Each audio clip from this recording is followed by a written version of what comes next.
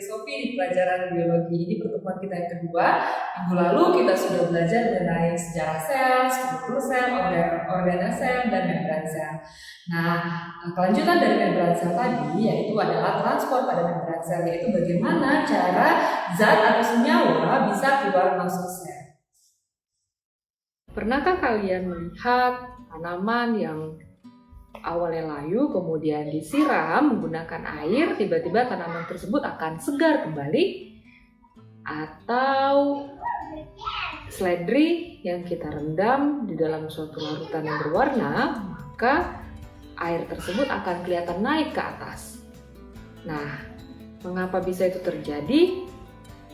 Itu terjadi karena adanya transport di dalam membran sel. Ini Miss akan menjelaskan mengenai transport yang terjadi dalam membran sel. Transport melintasi membran sel terdiri atas dua, yaitu transport pasif dan transport aktif.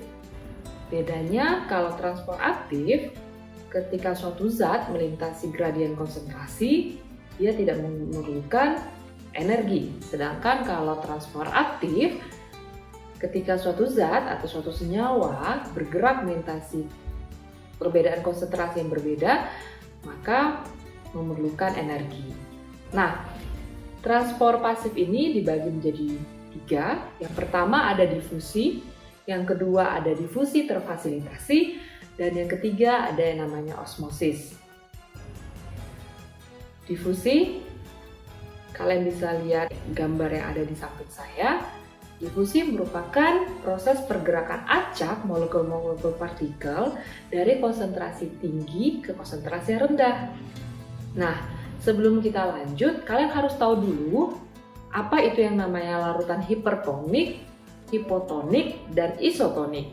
Hipertonik adalah larutan yang konsentrasinya tinggi, artinya zat pelarut itu lebih sedikit dibanding dengan zat terlarutnya. Sedangkan kalau hipotonik adalah larutan dengan konsentrasi rendah. Artinya, zat pelarut itu jauh lebih banyak dibandingkan dengan zat terlarutnya. Sedangkan kalau isotonik adalah larutan yang seimbang. Artinya apa? Artinya antara cairan yang ada di luar sel dengan di dalam sel itu sama. Selanjutnya, ada beberapa faktor yang mempengaruhi proses terjadinya difusi. Yang pertama ada yang namanya wujud zat. Wujud zat ini ada tiga. Yang kita ketahui ada padat, ada cair, dan ada gas. Ya, di antara tiga wujud zat tersebut, zat padatlah yang paling susah atau paling lama dibutuhkan waktunya untuk berdifusi. Kemudian yang kedua ada yang namanya suhu. Suhu semakin panas atau semakin tinggi suhu suatu larutan, maka proses difusi akan semakin cepat. Di sini saya bisa bilang larutan atau zat padat atau gas ya. Kemudian selanjutnya adalah konsentrasi. Semakin tinggi perbedaan gradien konsentrasi, maka proses difusi juga akan semakin cepat.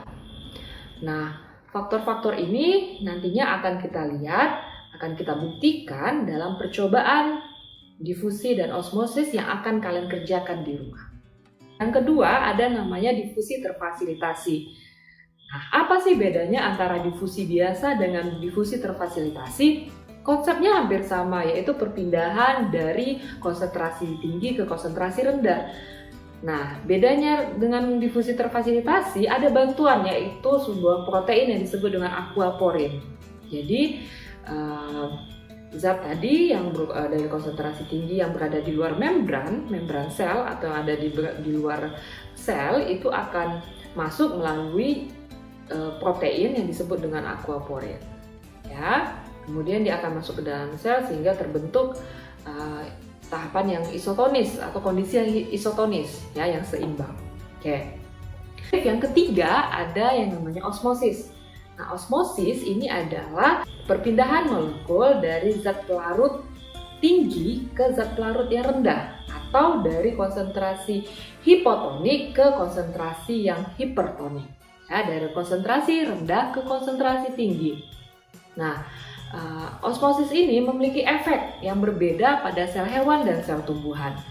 Kalau pada sel tumbuhan, ya, ada dua efek yang terjadi. Yang pertama namanya turgid, yang kedua namanya plasmolisis. Ya, jika sel tumbuhan berada pada konsentrasi yang tinggi, ya, atau hipertonik, artinya adalah zat terlarutnya banyak, pelarutnya sedikit, ya, itu konsentrasinya tinggi.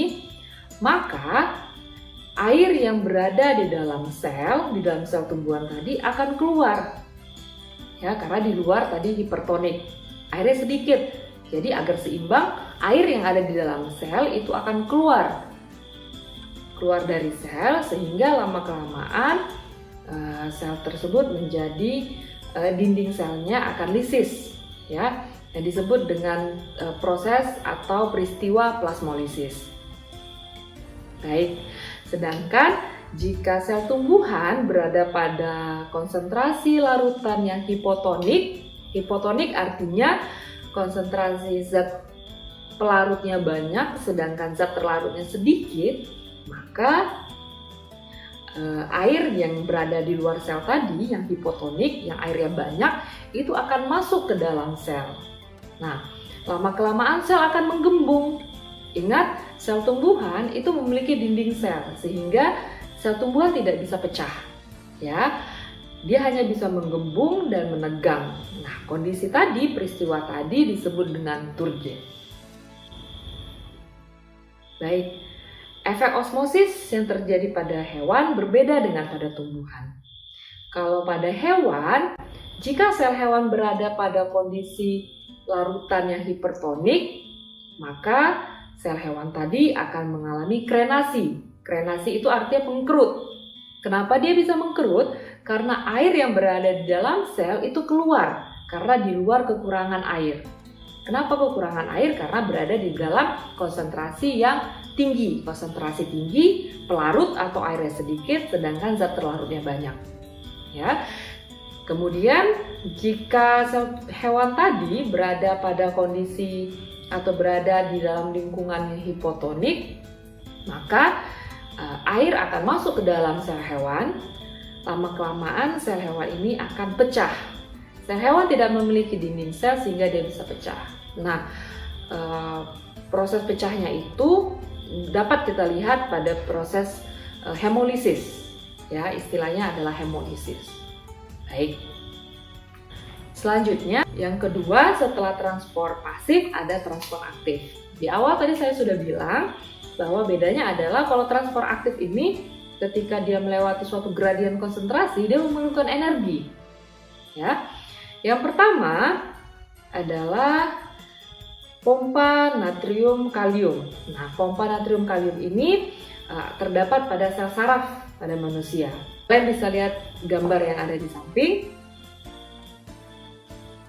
Kemudian ada lagi yang termasuk ke dalam transport aktif adalah endositosis dan exositosis.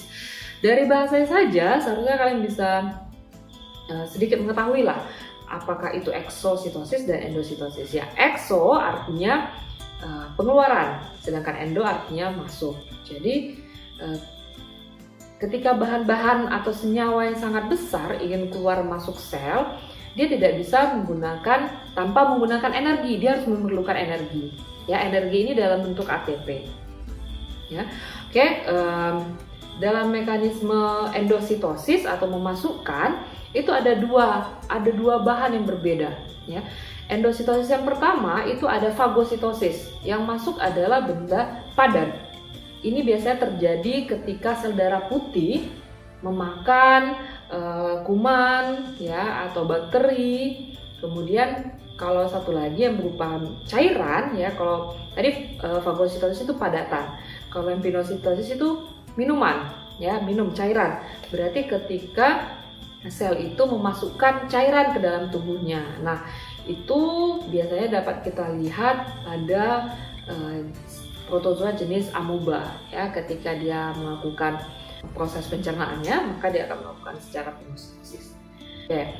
Pinositosis tadi selain pada amoeba juga ditemukan pada epitelium usus, ya. Jadi bagaimana Usus itu yang kita tahu adalah menyerap sari-sari makanan yang berupa cairan, itu bisa diangkut ke seluruh tubuh kita.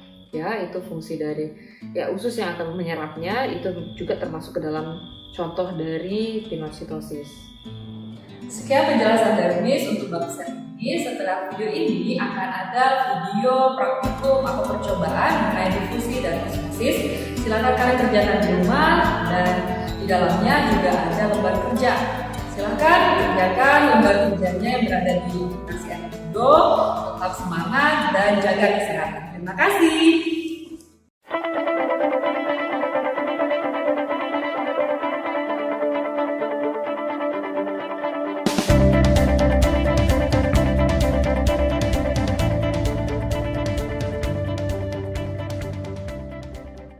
Halo semuanya, bertemu lagi dengan Miss Sophie pada pelajaran biologi kelas 11. Baik, pada pertemuan hari ini saya mencoba untuk mendemonstrasikan proses terjadinya difusi dan osmosis. Untuk difusi, saya menggunakan kantong teh celup, kemudian ada air, ada dua jenis air. Yang pertama air dingin dan yang kedua adalah air panas. Kemudian untuk proses osmosis saya menggunakan pir. Kalau kalian tidak punya pir di rumah, kalian bisa menggunakan kentang. Kemudian ada dua larutan. Yang pertama adalah larutan air biasa, air dingin. Yang kedua adalah air dingin tapi yang dicampur dengan garam atau gula. Untuk percobaan difusi, yang kita butuhkan adalah 2 buah cangkir. Ya, kalau kalian tidak punya cangkir, gelas juga bisa. Kalau lebih baik sih beker gelas, tapi nggak mungkin kan, nggak punya. Oke, kedua beker ini kita isi. Yang pertama dengan menggunakan air biasa, air dingin. Yang kedua kita menggunakan air hangat. Oke, setelah itu siapkan stopwatch. Ya, kita masukkan teh celup secara bersamaan ke kedua gelas tersebut. Setelah dimasukkan kantong tehnya ke dalam cangkir atau ke dalam gelas, mari kita hitung berapa lama kantong teh tadi atau isi tehnya akan berdifusi ke dalam air.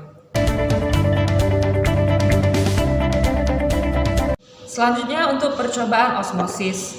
Sebelumnya kita sudah menyiapkan buah pir atau kentang yang sudah dipotong dengan ukuran 2x2x2 cm. Kemudian kita menyiapkan 2 buah cangkir atau gelas yang berisi yang pertama air biasa, yang kedua air yang diberi dengan larutan garam. Kemudian kita masukkan secara bersamaan kedua potongan kentang atau buah pir tersebut.